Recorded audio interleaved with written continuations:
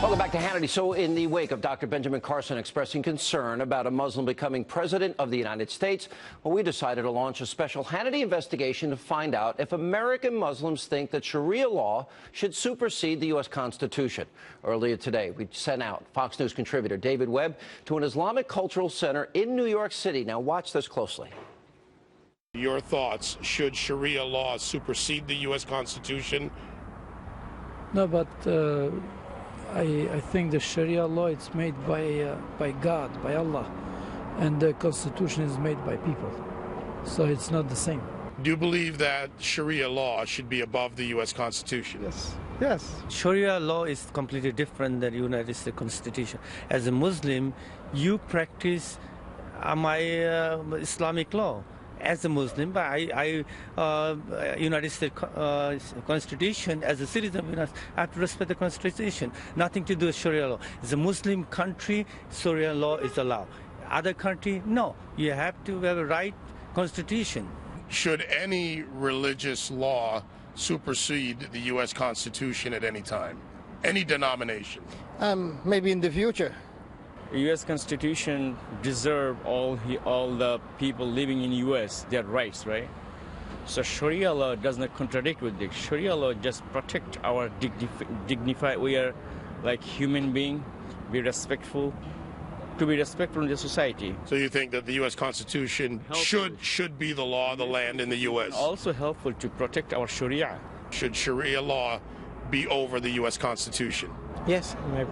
Every country have a different policy and different law, but I respect the law in any country I go. Do you believe that the tenets of Sharia law should be over the U.S. Constitution? No. That U.S. Constitution, which is made by people, and the Sharia law is made by Allah. So that is all the way above. That has to be definitely in the land, not for the America, for the whole world would be above the Sharia law. So that should be above the U.S. Constitution? Yes. Joining me now with reaction, syndicated radio talk show host out of Boston, Howie Carr, the author of Demystifying Islam, Tackling the Tough Questions, the national spokesperson for the Ahmadiyya Muslim Community, Haris Zafar, and Fox News contributor David Webb. You had a significant number, and by the way, this backs up a poll that came out last year that even a majority of Muslims in America think that Sharia should supersede the Constitution. Yeah, and look, there was no problem getting these questions and answers from these folks. You saw a wide variety of them. We gave them a chance to answer.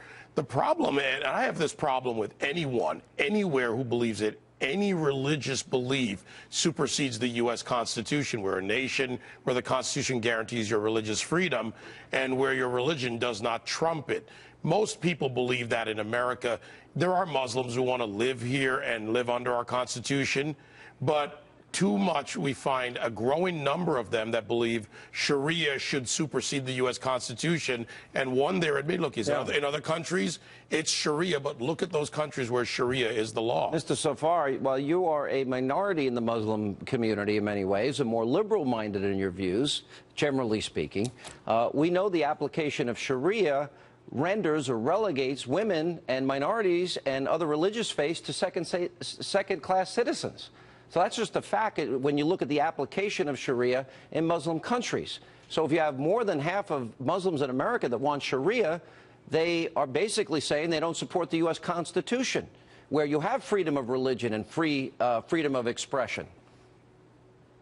Yeah, it's what surprises me. The reason this surprises me because the most fundamental principle in Islam on this subject is that the law of the land supersedes all other laws. So in the verses in the Quran that talk about government do not specify any religious involvement. They say put your trust in those that are in authority in your country, and it tells those people in authority to be just, not religious. Okay, as long but wait as a they're minute. just, But the true application of Sharia in countries is women can't drive, women have to dress a certain way, they can't be seen in public with men that are not their relatives. In some cases, women need 4 male eyewitnesses for rape. Gays and lesbians are killed. Those that leave the faith are viewed as apostates. They are killed for such religious liberty. So the reality is, it is at odds with the U.S. Constitution. It's practical application. Howie Carr. So what? Well, yeah, Sean, obviously this is what Ben Carson was talking about when he said he couldn't advocate for electing a Muslim president. And this is just a very troubling fact of life in society. I mean, and the fact that the Democrats are attacking Ben Carson over saying this. I mean, this is a Sharia law. There's no gay marriage, for instance. Abortion, as you pointed out, is punishable by death. Blasphemy. You know, no one's talking about rounding up Muslims. Certainly not Ben Carson like FDR did during World War II. But this is just a fundamentally Sharia law is at odds with the Bill of Rights. Howie, I want you to expand on that, because fundamentally the Quran and Islam, I'm not talking about radical Islamists, the Quran and Islam are fundamentally at odds with the Constitution. Isn't that the truth? No, correct. It's not the truth. You know, did you ever think, Sean, that we would come to a point in our lifetimes where the Constitution and the Bill of Rights would be on the table? No. It's just mind-boggling, and I don't understand why the Democrats are so down on Carson. You know, they have litmus tests, so-called, for Supreme Court justices. If you're against abortion rights, then you know they're not going to vote for you, including Hillary Clinton, Chuck Schumer.